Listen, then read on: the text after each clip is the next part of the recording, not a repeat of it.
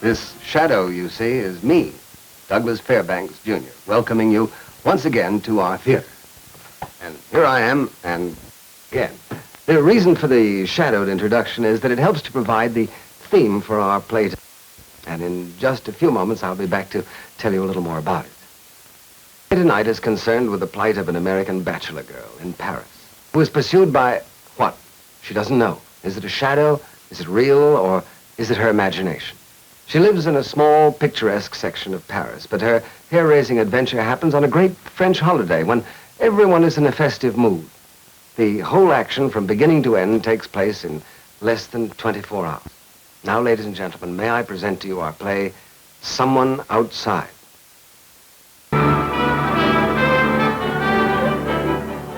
This is Paris on the 14th of July, when a whole nation casts its cares away to celebrate its national holiday, when a whole city is given to dancing until dawn.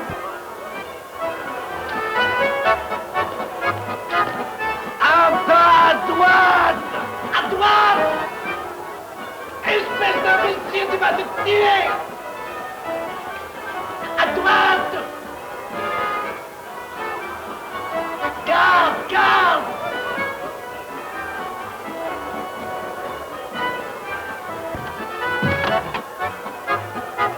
A thousand pardons, mademoiselle!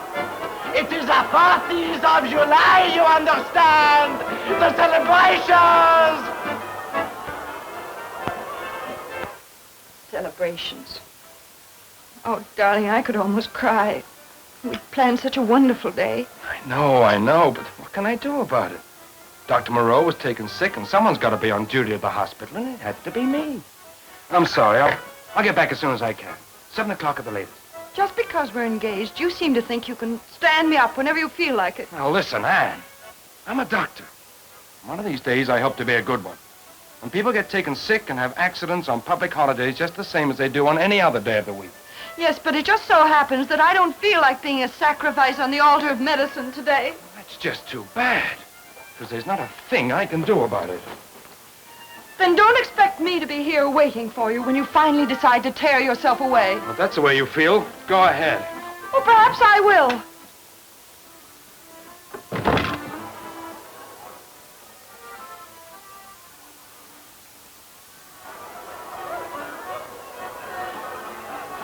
Dépêche-toi, dépêche-toi! Ah, imbécile! Descends, descends!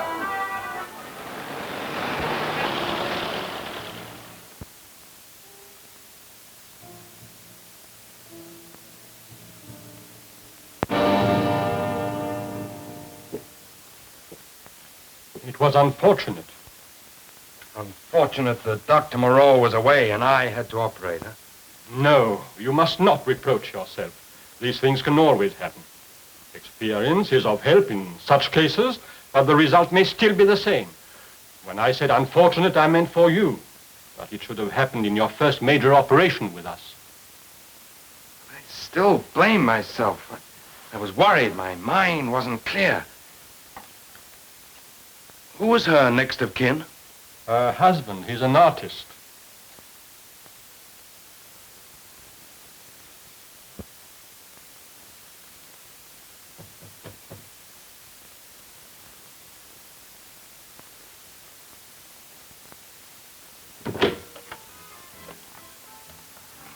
My name's Ed Russell. Dr. Russell.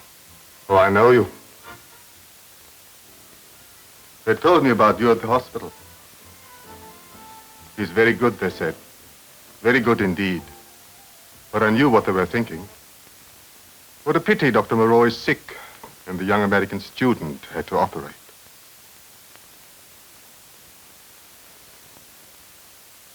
You saw her. You touched her. And you let her die under your clumsy fingers. I did all I could. Why have you come here? I thought I could help you. Why? Do you feel guilty? Have you come to tell me you made a mistake? To apologize that my wife is dead. One studies, and one learns. For one purpose only, to save life Or to prolong it if it is humanly possible. Go! Get out! I ought to kill you. I ought to make you learn what it means to lose everything you love and live for.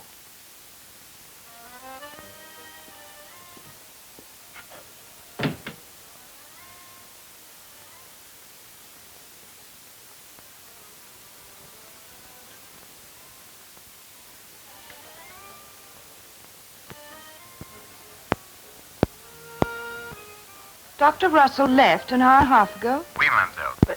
Did he leave any message? No message, mademoiselle.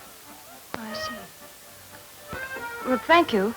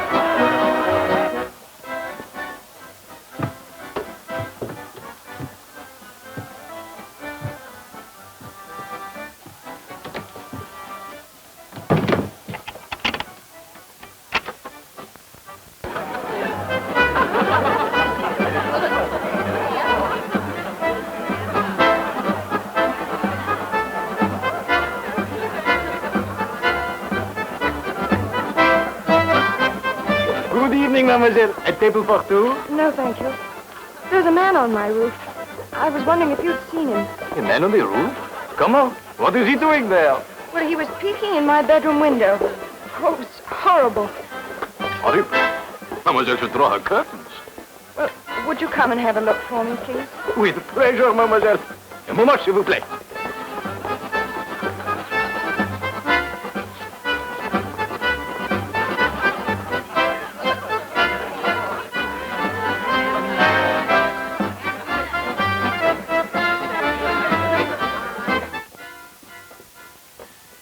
That leads out on the roof?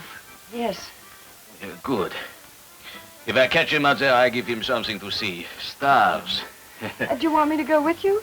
No, mademoiselle. This is man's work. Wait for me in your apartment. If I do not return, telephone for the police. Yeah.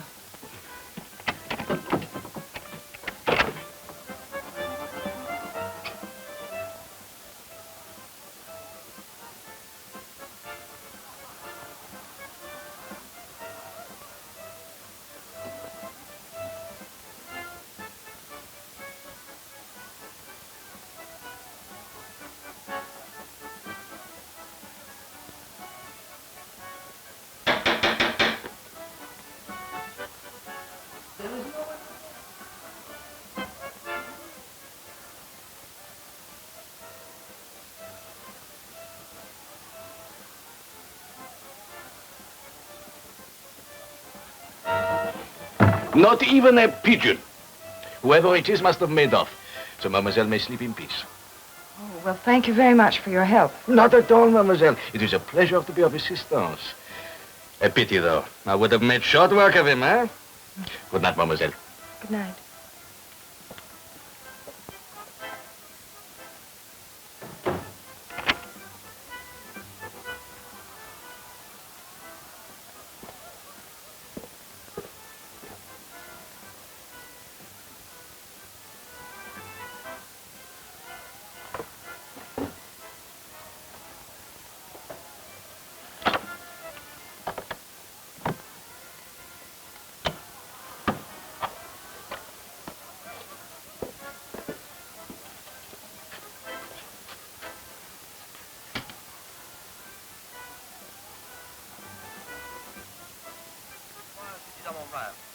je vois tout Paris dans sa gaieté. Toute la ville est illuminée, de lumière, aussi bien que de musique, d'où vient de tous les coins de Paris, où tout le monde danse en bacchanal. À ma gauche, des feux d'artifice dans le ciel. C'est une myriade d'étoiles filantes. Ce soir, 14 juillet, tout le monde danse, tout le monde est heureux. On s'amuse aussi bien ce soir qu'on s'amusait il y a 150...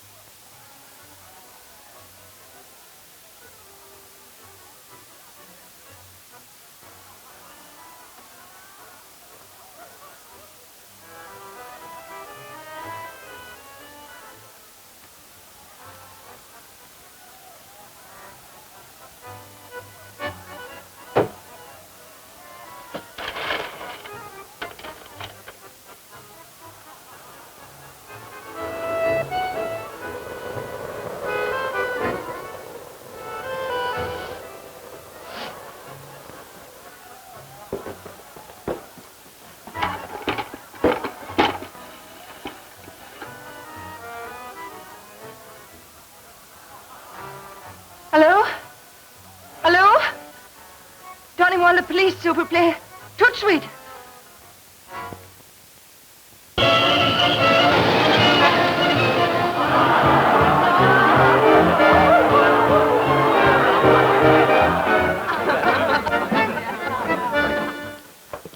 You say nothing has been taken but letters. What kind of letters, mademoiselle? Personal letters. From someone you know? Oh, of course. From my fiancé. It's very hard for a stranger to break in just to steal love letters. Are you sure it was not your fiancé that came back? Well, why on earth should he want to crawl around the roof and peer in on me and hide in the wardrobe? One never knows. Oh, besides, I told you I saw the man's face. But it was no one I've ever seen before. But you cannot give a description. Well, not really. I only saw him for a moment. You think I'm making all this up, don't you? Frenchmen have an eye for a pretty girl, mademoiselle. But if it's just a little joke of some admirers, and mademoiselle took it too seriously. If you think he came in through the window, I should have the latch fixed. It's defective. Meanwhile, you may rest assured, mademoiselle, that we have searched the roof thoroughly, and there is no one on there. Bonsoir, mademoiselle. Good night.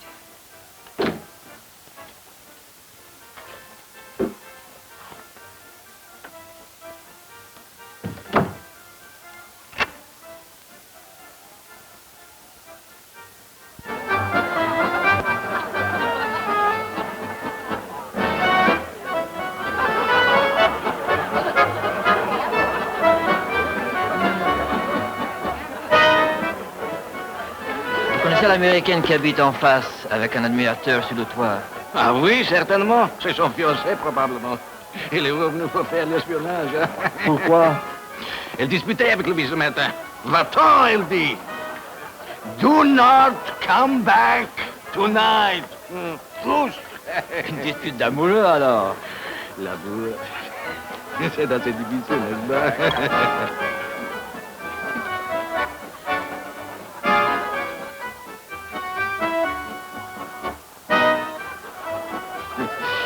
Santé.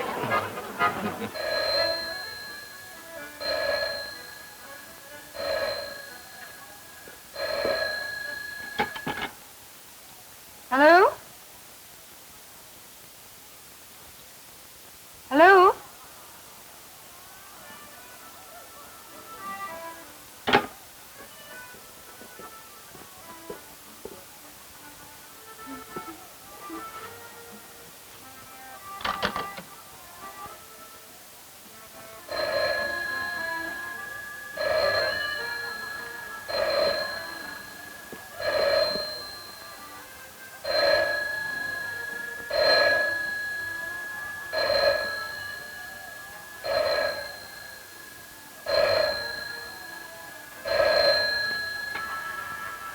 Hello?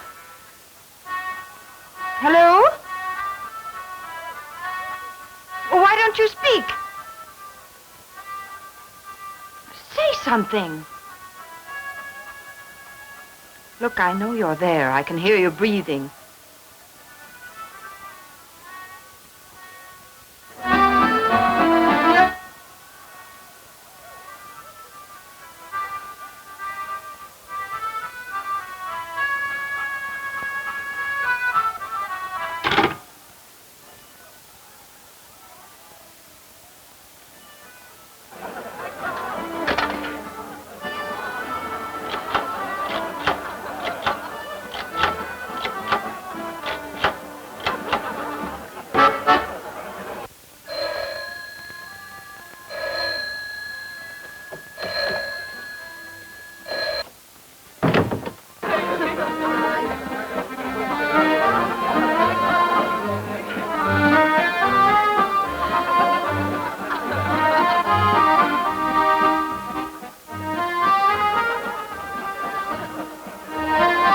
What is it, mademoiselle? Is that man still worrying you? He's here. Here, mademoiselle? Has anyone been using your telephone recently?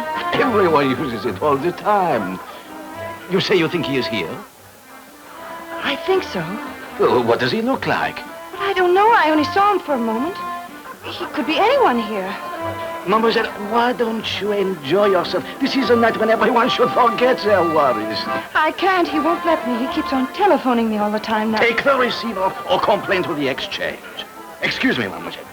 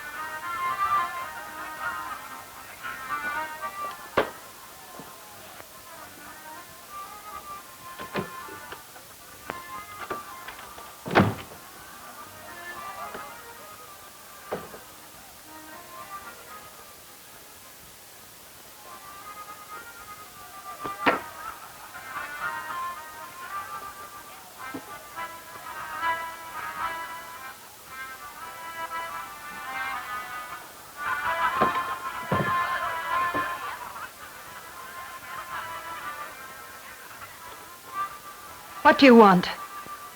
I know you're there on the other end of the line listening to me.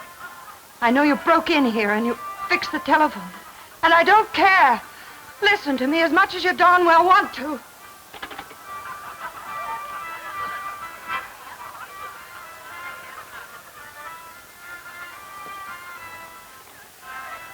In a minute, I'm going to take a bath. And if you listen really carefully, you might even hear the water running. And then after that, I'll give you a commentary if it makes you any happier. I meant to go back to my phone to listen to you, but you came in too soon. I fixed the wedge under the receiver rest so the line wouldn't go dead and the receiver is put back.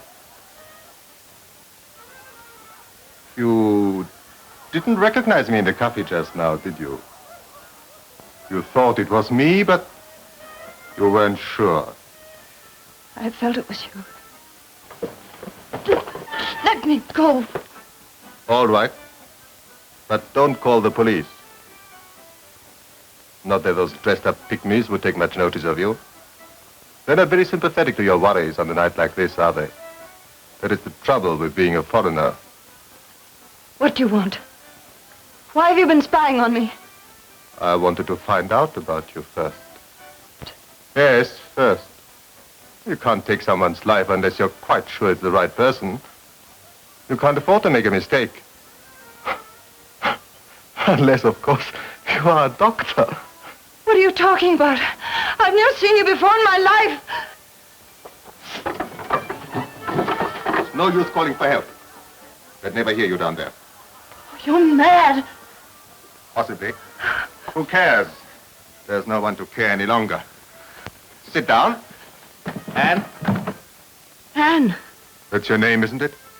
That's what he called you in his letter. Give those back to me. Your fiancé loves you. I wanted to be sure of that. Do you love him? What business is it of yours? No. No, I don't think you know what it is to love. To love someone more than your own life. What have either of us ever done to you that makes you want to kill me? I do not want to kill you particularly. You're nothing to me.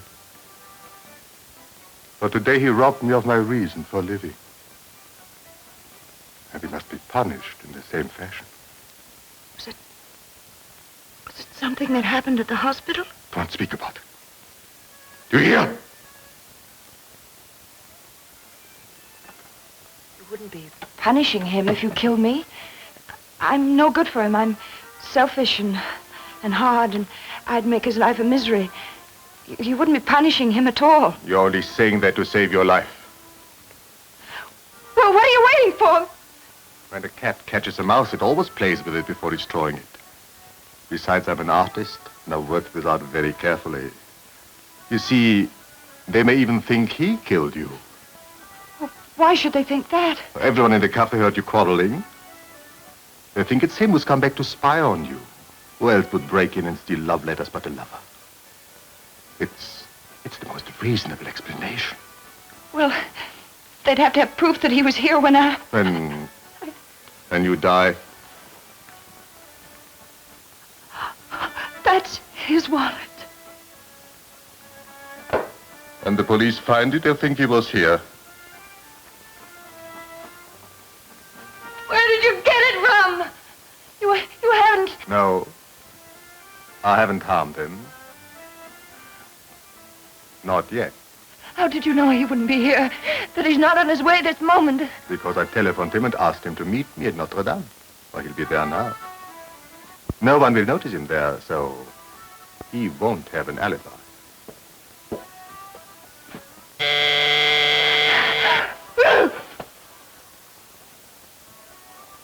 Anne, can I come in? Anne, I know you're there. I heard you. Please let me in.